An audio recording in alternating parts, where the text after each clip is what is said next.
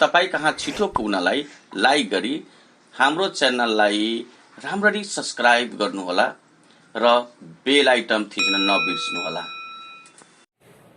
ल उद्योग भनेको के? उद्योग हामी त्यसलाई भन्छौं जो सिप अथवा साधन तपाईसँग छन्, त्यो सिप र साधनको प्रयोग गरी उत्पादन जुन गर्ने गरिन्छ, ठूलो परिणाममा होस् अथवा सानो परिणाममा जुन उत्पादन गर्ने गरिन्छ, त्यो उत्पादन जुन हामीले उत्पादन गर्छौं त्यसलाई के भन्छौं? हामी उद्योग भन्ने गर्दछौं। एउटा उद्योगको डेफिनेसन, सिप र साधनको प्रयोग गरी सानो र ठूलो परिणाममा, सिप र साधनको प्रयोग गरी ठूलो तथा सानो परिमाणमा वस्तुको उत्पादन गर्नु नै उद्योग हो। सबभन्दा पहिलो हुन्छ उद्योग परिषदको स्थापना। उद्योग परिषदको स्थापना औद्योगिक परिषद, औद्योगिक परिषदको स्थापना कहिले हुन्छ? विक्रम संवत 1992 मा 1993 मा उद्योग परिषदको स्थापना र उद्योग परिषदको स्थापना सँगै 1993 मै विक्रम संवत 1993 मा के हुन्छ? स्थापना जुट विराटनगर जुट मिलको, विराटनगर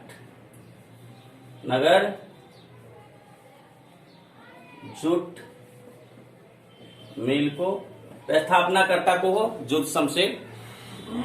स्थापनाकर्ता जुट शमशेर, जुट शमशेर। र 1995 मा विक्रम संवत 1995 मा के को स्थापना हुन्छ? जुट मैच फ्याक्ट्री को स्थापना हुन्छन्। त्यसैले गर्दा जुट शमशेरलाई औद्योगिकका पिता पनि भन्ने गरिन्छ। त्यसैले यो धेरै इम्पोर्टेन्ट छ। औद्योगिक जुट मैच फ्याक्ट्री को स्थापना कहिले? 1995 मा। उद्योगका पिता कसलाई भन्ने गरिन्छ? नेपालको उद्योगका पिता जुट शमशेरलाई। अब औद्योगिक विकास निगमको स्थापना है। औद्योगिक विकास निगम, औद्योगिक विकास निगमको स्थापना कहिले हुन्छ? विक्रम संवत। औद्योगिक विकास निगमको स्थापना 2016 मा। र औद्योगिक विकास निगमको अर्को नाम हो NIDC, डेभलपमेन्ट बैंक। N भनेको नेपाल, I भनेको इन्डस्ट्री, D भनेको डेभलपमेन्ट, C भनेको कर्पोरेसन। एक्जाममा कहिले सोधियो NIDC को डेभलपमेन्ट बैंकको स्थापना कहिले भएको छ भने विक्रम संवत 2016 मा। I भनेको इन्डस्ट्री। र यो स्थापना सँगै औद्योगिक विकासको स्थापना सँगै औद्योगिक क्षेत्रको पहिलो जुन छन् कुन 2016 सालमा कुन स्थापना भएको छ? बालाजु औद्योगिक क्षेत्र जुन छ 2016 औद्योगिक विकास निगमको स्थापना हुन साथ औद्योगिक सबभन्दा पहिला कसको? बालाजु औद्योगिक क्षेत्रको स्थापना भएको हो। अर्को त्यसपछि विक्रम संवत 2029 मङ्सिर 9 गते के को स्थापना हुन्छ? विक्रम संवत 2029 मङ्सिर 9 गते के को स्थापना? उद्योग परिषद को स्थापना। विक्रम संवत 2029 मङ्सिर 9 गते उद्योग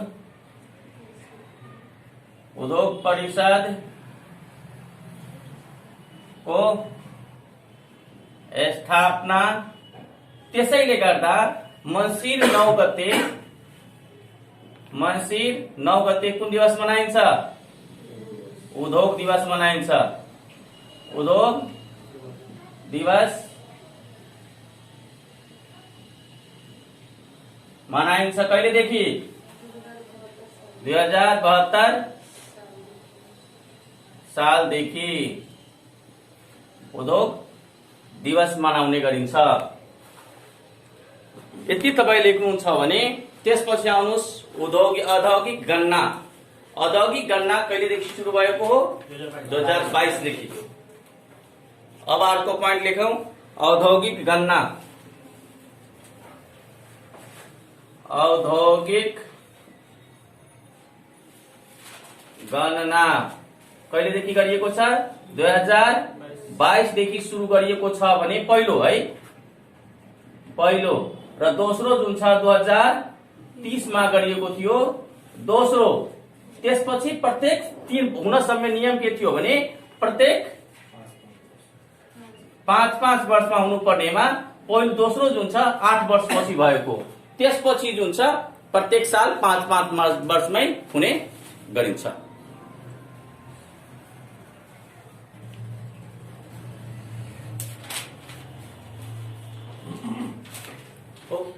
भयो यति। अब हामी लेख्दैछौँ औद्योगिक क्षेत्रहरू। औद्योगिक क्षेत्र, नेपालका औद्योगिक क्षेत्रहरू कतिवटा छन्? नेपालका औद्योगिक क्षेत्र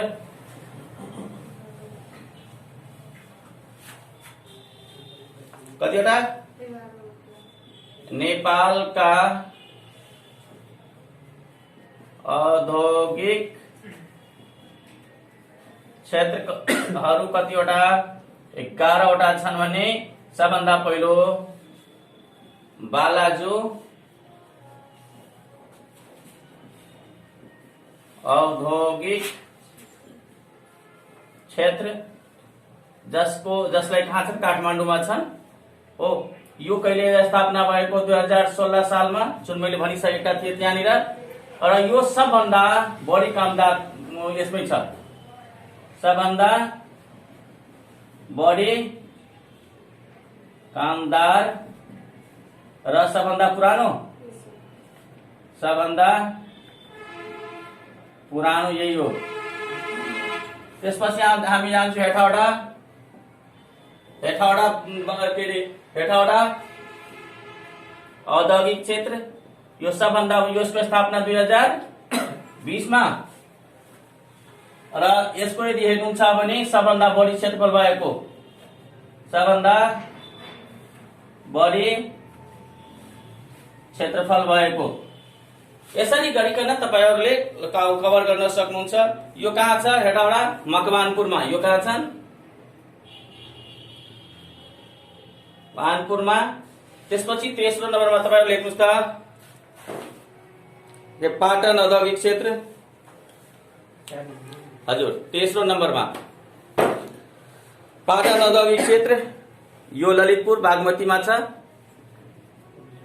तेस्रो बागमती के अरे पाटन, दुवै एउटै सालमा भएको, 2020 सालमै दुवैको स्थापना भएको। ललितपुरमा, काठमाडौँको। अब आउनुहोस् धरान औद्योगिक क्षेत्र 2029 सालमा। धरान औद्योगिक क्षेत्र 2029 मा। त्यसपछि नेपाल औद्योगिक क्षेत्र 2030 मा। 2030 मा कुन के अरे नेपालगञ्ज अलरेडी नेपालगञ्ज बाँकेमा। नेपालगञ्ज बाँके। धरान तपाईको धरानकै सुनसरीमा। त्यसपछि आउनुहोस् पोखरा औद्योगिक क्षेत्र, पोखरा कास्कीमा। पोखरा औद्योगिक क्षेत्र के अरे पोखराको कास्कीमा। त्यसपछि बुटवल औद्योगिक क्षेत्र, बुटवलको रूपन्देहीमा। बुटवल रूपन्देहीमा। त्यसपछि भक्तपुर बागमतीमा।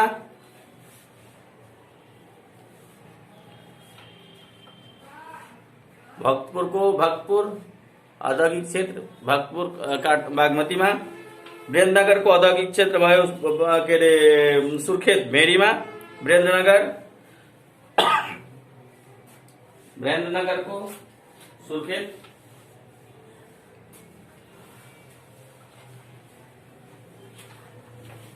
नेक्स्ट पॉइंट, धनकुटा औद्योगिक क्षेत्र, धनकुटा कोसीमा, धनकुटा कोसीमा। नेक्स्ट पॉइंट, गजेन्द्र नारायण सिंह औद्योगिक क्षेत्र, राजविराज सप्तरीमा। प्रदेश नम्बर 2 मा तपाईले कतिवटा औद्योगिक क्षेत्र ठाउँमा हेर्नुभयो? प्रदेश नम्बर 2 मा एउटा मात्रै राजविराजमा भएको, अरु त तपाईले हेर्नु भएको छैन होला। बागमतीमा जानुहुन्छ भने 6 टन्नै छ। अब आउनुस्, नेपालमा सर्वप्रथम औद्योगिक नीति कहिले घोषणा गरिएको छ? 2017 सालमा। औद्योगिक नीति नेपालमा सबभन्दा पहिलो औद्योगिक नीति 2017।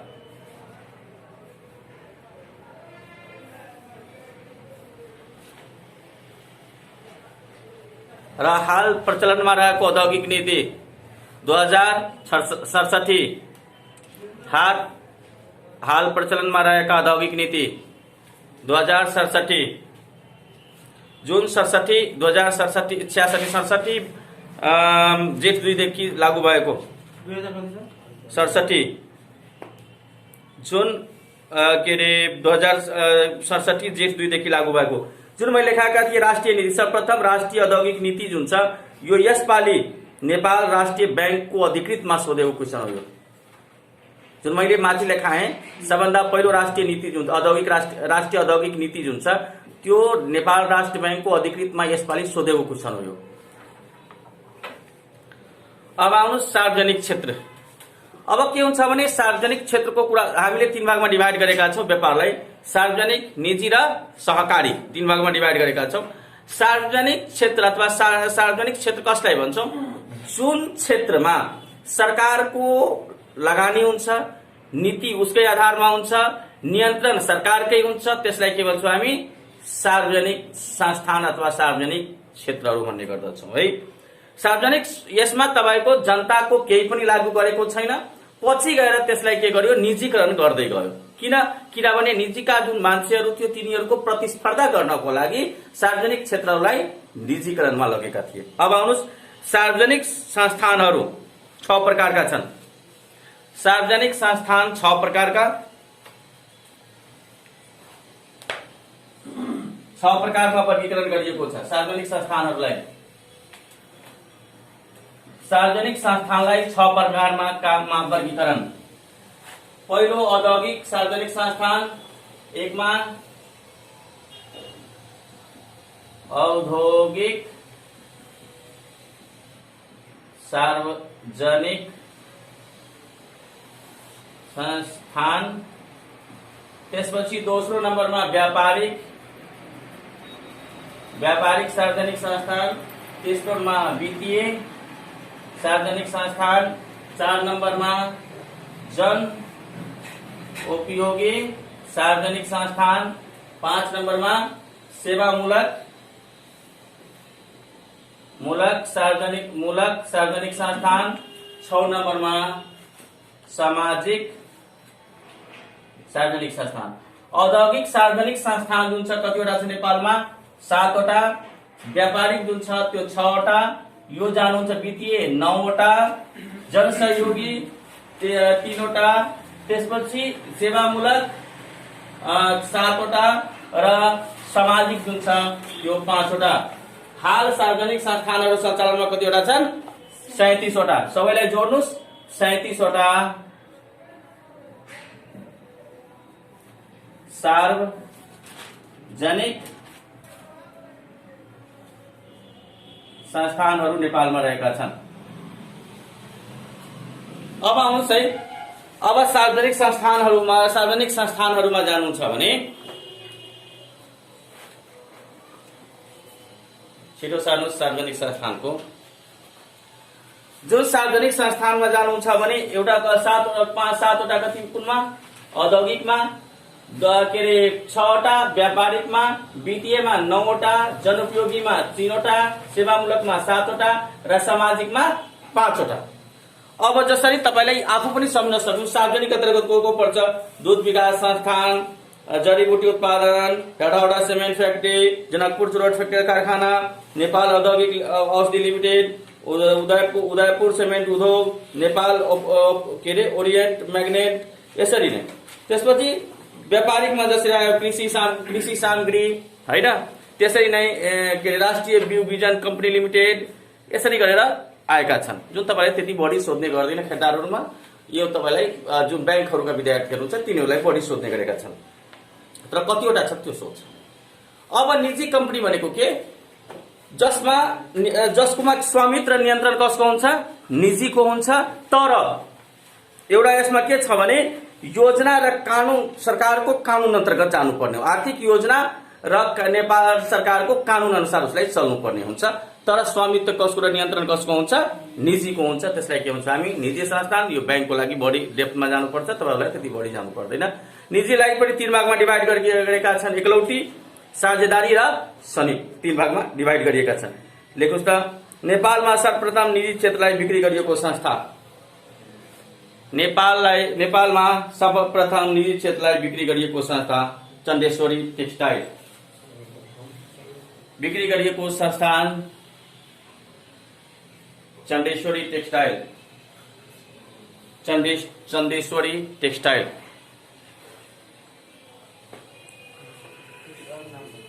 चण्डेश्वरी टेक्सटाइल।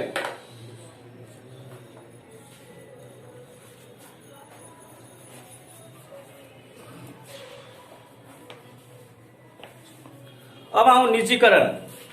अब के हेरियो कि सार्वजनिक संस्थान अथवा सरकारका जुन नियन्त्रणमा रहेका संस्थानहरू छन् तिनीहरू घाटामा गएछन् भने र निजी संस्थानहरू अगाडि बढ्न लागेका छन्। त्यसपछि गभर्नमेन्टले के गर्यो? एउटा नीति ल्यायो जसलाई निजीकरण, जो सरकारी संस्थानहरू थियो तिनीहरूलाई निजीकरण गर्ने पोलिसी ल्यायो। यो सबभन्दा पहिला निजीकरण ल्याउने पोलिसी कहाँबाट थियो? बेलायतबाट सुरु भएको। जुन सबभन्दा पहिलो संस्थान जुन थियो त्यो के थियो? बेलायती पेट्रोलियम है, सरी ब्रिटिस पेट्रोलियम जो थियो त्यो सबभन्दा पहिलो थियो, जुन 1980 मा भएको थियो। यो 1918 मा त निजीकरण बेलायतबाट सुरु भएको हो भने 1979 को अन्तिर अथवा 1980 को सुरुतिर अथवा भनौं कि 18 को अन्तिरै भन्न मिल्छ, अन्तिर जुन छ बेलायतबाट निजीकरण सुरु गरिएको। निजीकरण गर्दाखेरि कुनै पनि संस्थानलाई कम से कम सरकारको त्यसमा के अरे हिस्सा कति हुन्छ, शेयर कति हुन्छ? 50% को हाराहारीमा सरकारको के अरे शेयर हुन्छ भने बाँकी जुन छ जनतामा त्यो शेयर डिस्ट्रिब्युट गरिएको हुन्छ। जसरी आउनुहोस् नेपाल टेलिकम अलरेडी तपाईहरु के गरिदिएका छन्? निजीकरण जसरी गरिसकेका छन्, तर नियन्त्रण कसको हुन्छ? अलरेडी गभर्नमेन्टको हुन्छ है। उसको सबै महालेखा परीक्षकले लेखा गर्ने गर्दछन् र तर अहिले सरकारले अथवा हाम्रो नेपाल सरकारले के गर्न खोजेका छन् भने त्यसमा नेपाल सरकारको शेयर कमाऊ र जनताको शेयर अझै बढी गरौँ ताकि प्रतिस्पर्धामा आउन सकोस् र त्यो कम्पनीहरू अझै विकसित गर्न सकोस्। अर्को कुरा, मैले जुन सार्वजनिक संस्थान मैले भने त्यहाँनिर गभर्नमेन्टको एउटा मात्रै पोलिसी हुन्छ। त्यो पोलिसी के हुन्छ भने जनतालाई कसरी सेवा दिने। तर निजी संस्थान जुन हुन्छ, निजी संस्थानले के सोचेका हुन्छन् भने त्यो जहिले पनि के हुन्छ? नाफामुखी हुन्छ। त्यो जहिले पनि के खोजेका हुन्छ? नाफा खोजेका हुन्छन् भने सार्वजनिक संस्थानले के गरेका हुन्छन्? सेवामुखी खोजेका हुन्छन्। र त्यसरी गरेर प्रतिस्पर्धामा निजी संस्थाहरूको प्रतिस्पर्धामा ल्याउनको लागि सरकारी संस्थानहरूलाई निजीकरण गरिएको छ। त्यसलाई के भन्छ हामी? निजीकरण। जुन कहाँबाट भएको थियो? बेलायतबाट सुरु भएको। औद्योगिक क्रान्ति कहाँबाट सुरु भएको? बेलायतबाट सुरु भएको। सिमरनले याद गर्नु होला कि निजीकरण पनि कहाँबाट? बेलायतबाट 1978 मा को अन्तिर यो ब्रिटिस पेट्रोलियमलाई निजीकरण गरिएको छ भने लागू जुन चाहिँ ब्रिटेनमा कहिलेदेखि गरिएको छ? 1980 मा भएको छ। राइट डाउन निजीकरण। राइट डाउन निजीकरण। निजीकरण लेख्नुस् त। अवधारणाको सुरुवात बेलायतबाट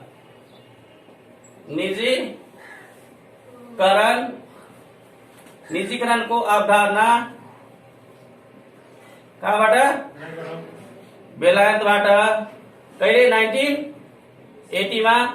र पहिलो संस्थान निजीकरण गरिएको पहिलो संस्थान ब्रिटिश पेट्रोलियम 1978 को अन्ततिर 1987 1980 मा 1978 मा कुन? British petroleum. अर्को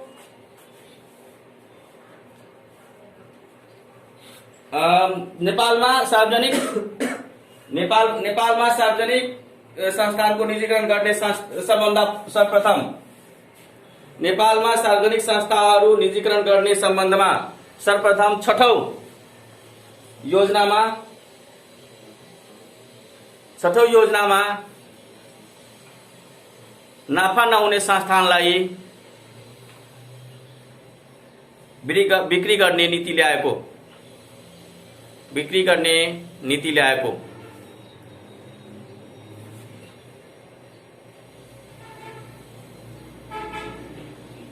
र 7औं योजनाको अन्तसम्ममा 62 वटा संस्थान रहेकोमा 62 वटा सार्वजनिक संस्थान रहेकोमा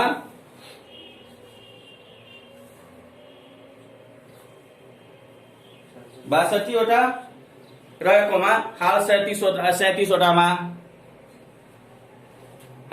वटामा ल्याइएको।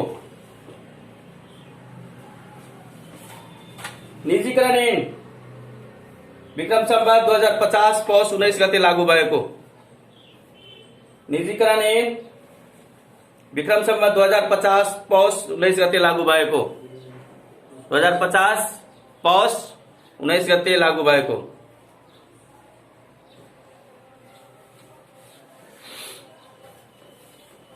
निजीकरण